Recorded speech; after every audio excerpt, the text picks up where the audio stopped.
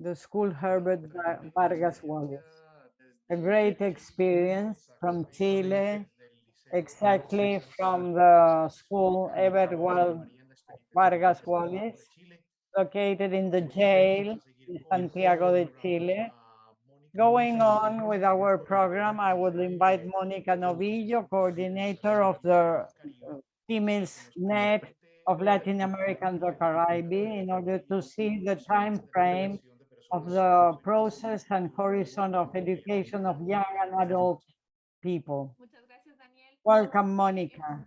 Thank you, Daniel. We have worked basically building, and this is an effort of our platform to build the story that we have developed in a joint way in different moments and historical processes that we live in our countries, our nets, our organizations, and that in a collective way we are expressing on what we are gaining as spaces and positioning that we are building. So now I will present a brief line frame that shows the path that we have walked among all these nets and that we are in the same way walking towards Concilea 7. The platform of young and adult education is integrated by CLADE, Latin American Campaign for the Right to Education, one of the, with the presence on 18 countries of Latin America and the Caribbean, with actions in social mobilization and political influence in order to defend the right for education. ALER is a net of communication, educational, popular communication that promotes participation under nature, behavior, and works for the democratization of communication and these processes for well-being. In this week is 49 years. The International Council for Adult Education, ICAE, that works for the young and adults education as a universal right created in 1973. Council for Education for Adults in Latin America, CEAL, a popular movement that has net works in an educational transformation of the Latin American and Caribbean societies in a regional and national platforms towards social justice and democracy from the perspective of human rights, gender perspective, and a critical education that could emancipate. Fe y alegría, faith and joy is an integral popular educational movement that promotes social activities, developing popular education in different poverty areas through social participation. The net of women in Latin America and the Caribbean is an identity as women and feminist educators that have a political stand for a public and free education without any discrimination for girls and women throughout life. The platform was created in 2021 in order to gather all the demands of civil society for young and adults education. One of the spaces more important for education, it was on July 2021 when UNESCO asked to go to Concilea 7 with a document that presented all the needed activities that the state should put up in order to guarantee the human right for education with the participation of full tables of debate for the most invisible society and the changes of society. In times so difficult as the one we are going through, to guarantee the human right for an education for free and for everybody throughout life as a responsibility of the states is the main goal of the platform, to democratize the right for education.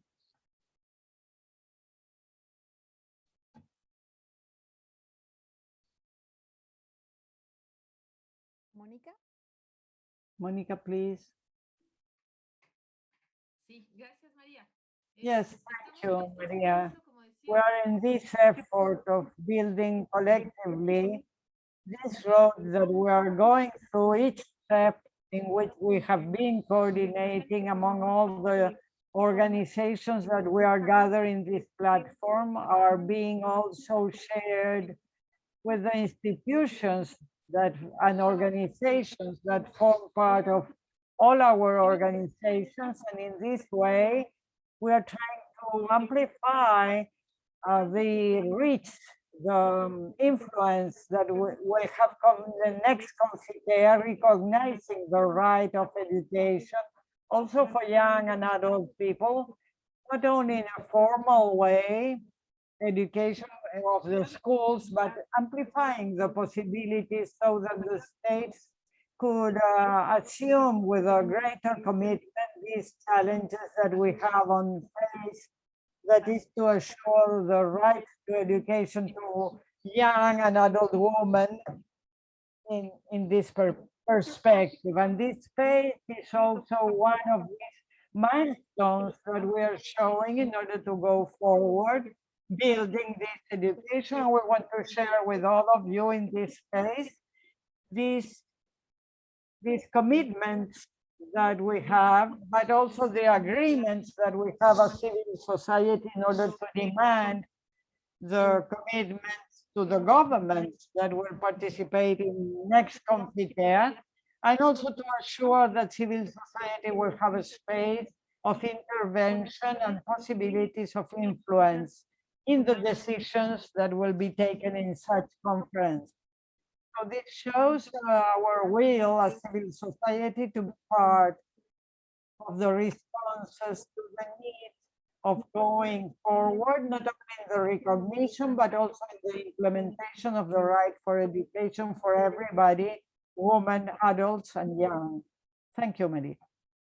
Thank you, Monica Novillo from PEMI, giving us an image of this road throughout time of all the organizations that we form part of the educational process of young and adults. And for this scenery of the situation, the context, the horizons that we have in for the present and also for the future, we invite Adelaida and Tensa and Diana Godet for that are members of CLADE.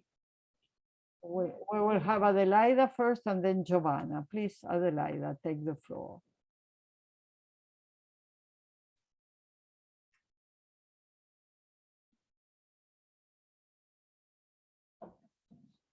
We are not listening to you, yes. No, now it's in silent, the microphone, okay. Let's hope that it will work. It's I'm a pleasure and I welcome all of you. But starting from what Monica commented and Elsie in the presentation stated,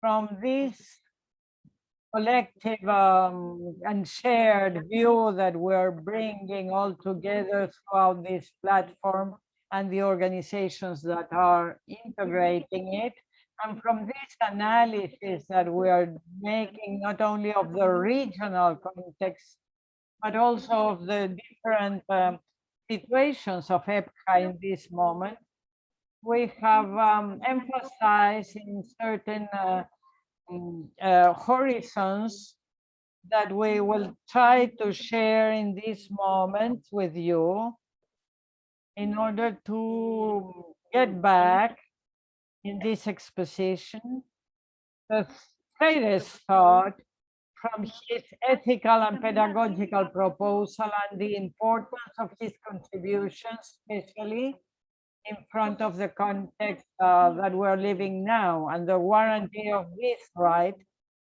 Remember also, as Monica was saying, this process of towards Confintea 7 as an opportunity that is presented not only for the social mobilization, but as an opportunity to reinforce and to push and have influence on the commitments that the states have been having regarding this issue, and that also is not having a so significant advancement or limited achievements. So we want to see this context in which we are living in a moment in which we observe that the institution of EPHA is still fragile. We have little budget, and this is part of the little importance that is given to the importance of the education of young and adult people.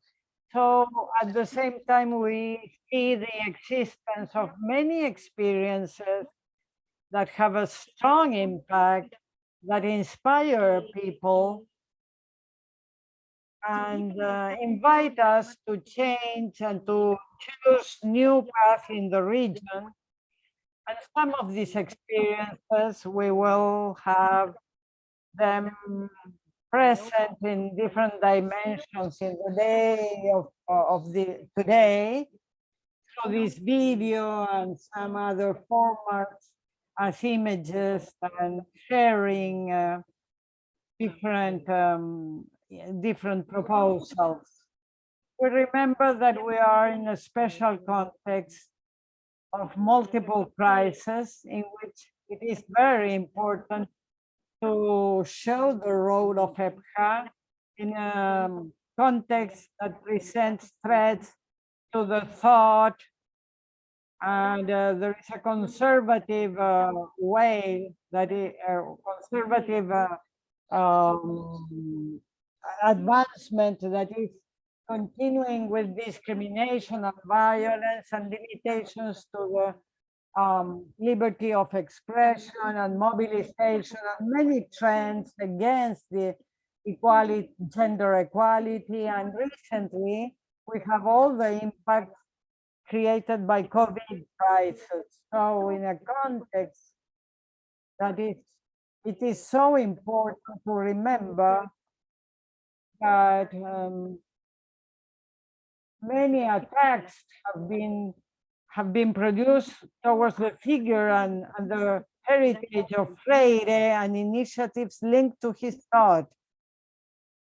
And especially in the case of Brazil, because of the dimension and the magnitude that this situation presented from the institutional ambits, even from the government,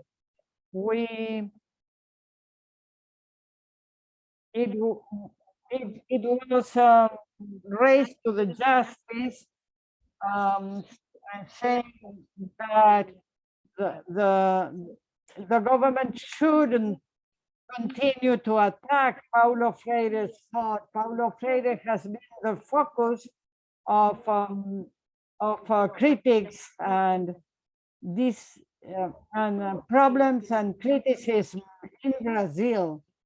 We are seeing a context in which we have to reinforce EPHA as a public good, as a right, not only in itself, but in the relationship with all the rights and the freedoms, but also determining to fortify equality in participation in the public affairs, gender equality, in order to face this and to face this crisis that we are mentioning, and recognizing all the contributions that EPHA has towards the building of a new paradigm of solidarity, life, and care, and well-being, as we say. And also, it was not present and it wasn't in the moment of the ODS, of the goals of sustainable development. EPHA as a main factor in order to achieve these goals that goes further than just to accomplish the objectives of education of S4 or S5, that is the one of gender equality, but to accomplish all this agenda in general. On the other hand, we are in face of the need of reinforcing EPHA as a space of recognition of diversity. But for that, it is important to redimension this field of education in front of inequality and of the different forms of discrimination that exist, and recognize that this discrimination and exclusions are manifested in particular in the EPHA field. Remember that this exclusion, the exclusion of this right, and because of that, supposing that the exclusion to this right leads to the exclusion towards other rights, this is expressed mainly in populations that have multiple discrimination, as women and indigenous peoples, Afro-descendants people, people with handicaps and without liberty, without freedom, or the peoples with a reduced mobility, or adults, old adults, and LGBTIQ people. These show us the oppressed pedagogical and the need of these voices to be heard and incorporated from a direct participation from their knowledges, perspective, expectations, and recommendations. As Freire was stating it in his moment, we need to fight against all forms of discrimination and all those practices that offend the sustainability of human being and deny democracy. Now we'll take the floor, Giovanna. Thank you. Do you listen to me? Yes. Thank you. Good afternoon. I welcome you from Sao Paulo, Brazil, and I will compliment with some few words that compose this platform. From this deep analysis of this context that Adelaida was commenting, we feel the need of a new comprehension of the EPHA itself, and have us an horizon of renewed comprehension of EPHA as a permanent process throughout Latin America. And we are facing the challenge of building a new narrative which will conceive the people as the creators of cultures, and the ones that have their own knowledge, and they have this essence not only in the thought and the pedagogical of Freire by his ideas, but also his practice as the horizon of EPHA that we want and the one we will fight for.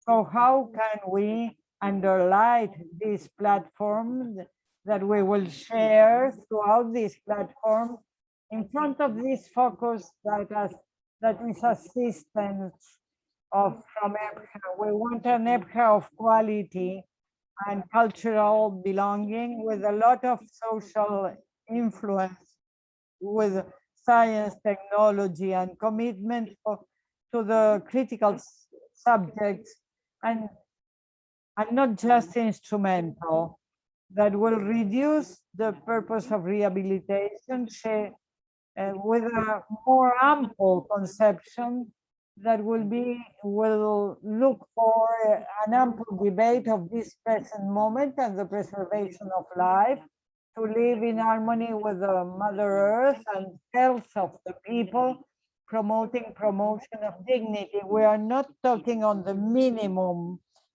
as possible, but we're talking about a full right accumulated by humanity with the use of science and the benefits for everybody. And that is why this horizon is connected, this transforming character of education with this theme so important in Freire's thought that has to do with the critical spirit that mobilizes in favor of dignity. There is a horizon, there is an intentionality in that in such mobilization, very much connected with this kind of pedagogical way of looking at life that incorporates not mechanically all the what is said, the official discourses, the official speakings that speaks about autonomy and dignity with a free thought, with as a way of resistance. And in order to finish my intervention, I will say that, as Adelaida was saying, that it's not just um, uh, it's not casual, that this way of thinking has been so attacked also in this present moment because it produces changes, and we want to ask in our colonial systems and patriarchal and racist systems, the challenges that the practices that allow to build what Freire was calling this concept of so special of recovering in this precise moment that brings us to a new thing, which are the variables inherits that are so important, fundamental in order to continue thinking. And Freire's talk, building a regard for history as a time of possibilities and the future as a time that does not deny us as human beings and does not deny hope and freedom. Thank you, Maria. Thank you so much. Thank you, Giovanna and Adelaida, presenting these enormous challenges that we have in the region and that values these platforms precisely because we can achieve these ideals. As Freire was saying, that to teach is to respect the autonomy to grow, and that is not going against autonomy, but on the contrary, to allow this development, this integral development of all the human beings in all the spaces.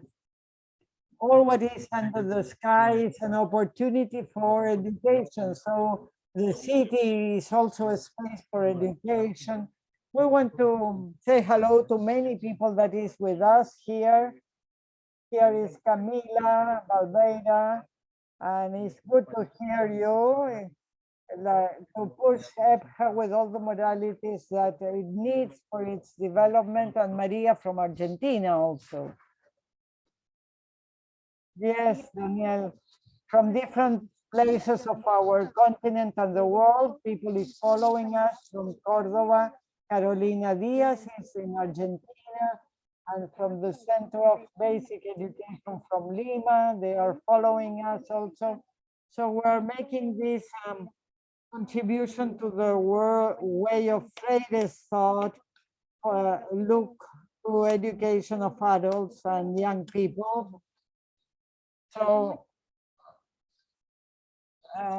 this is education is much more than repeating words. It's like taking the words on our hands, and this is, in our continent we have a lot of violence, so it's very important to get back a culture of peace and of word for understanding and dialogue. So Daniel, we invite people to make some comments, to put their questions and comments in the chat. We have the simultaneous interpretation. We are not in Creole, we are in French, in Portuguese, in English, and in Spanish. So if there is somebody that needs interpretation and translation, you can choose it in your screen, Daniel, and we go with the comments of the people that is following us. There we have the social nets. And you can make your questions at the end of this encounter. We will have a space for that.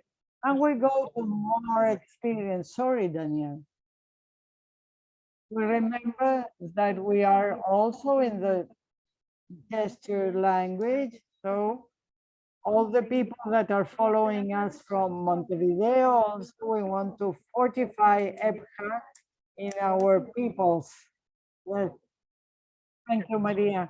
We continue with these experiences, and this is a collection of 6 experiences of Latin America and the Caribbean on youth and adult education. The subjects were asked of the experiences presented at the events organized by the regional network platform in the framework of the sub-regional consultation towards conference Confitea 7.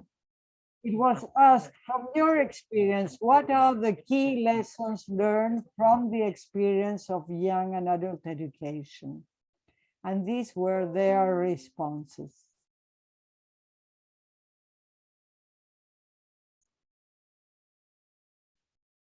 An education for democracy. From your experience, which learnings have in the field of young and adult education? Experiences from Venezuela. Tiffany Rivera from the students of Venezuela. They have their experience in the education for young and adults with 2 different experiences, being an adolescent in a formal education where he felt discrimination. There was no orientation, no support. And then in IRFA, they felt support, respect, being treated as a human being without preferences, and very clear the empathy and tolerance for everybody. And being very clear that there is no age to reach your goals. Here is a Brazilian testimony.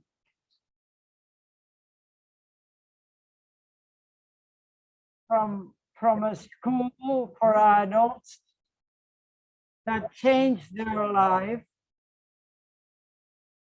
with their participation for Confitea 7 is very positive. They want to grow and to overpass their difficulties together with other people and other countries through learning, so that education can reach everybody, giving academic formation and also education as human beings, the growth of a human being that can evolve in their feelings and their knowledge with the goodwill of these women that come from other countries to help them. The experience in Mexico, from Guadalajara, Mexico.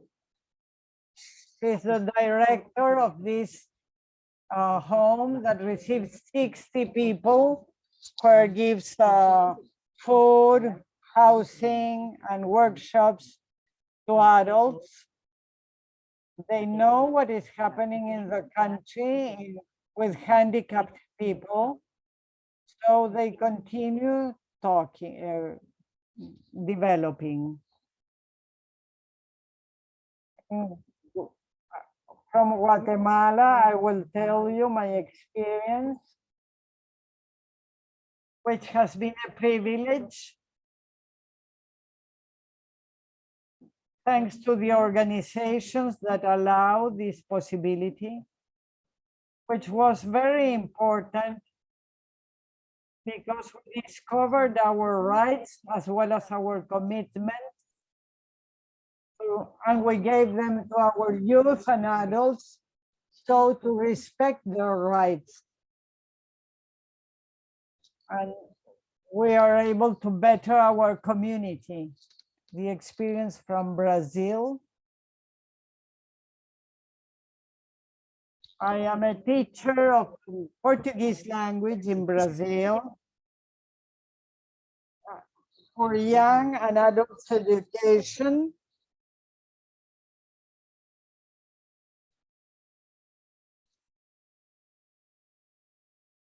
From a school basically with migrants, with all the knowledges of all the people, where we give a quality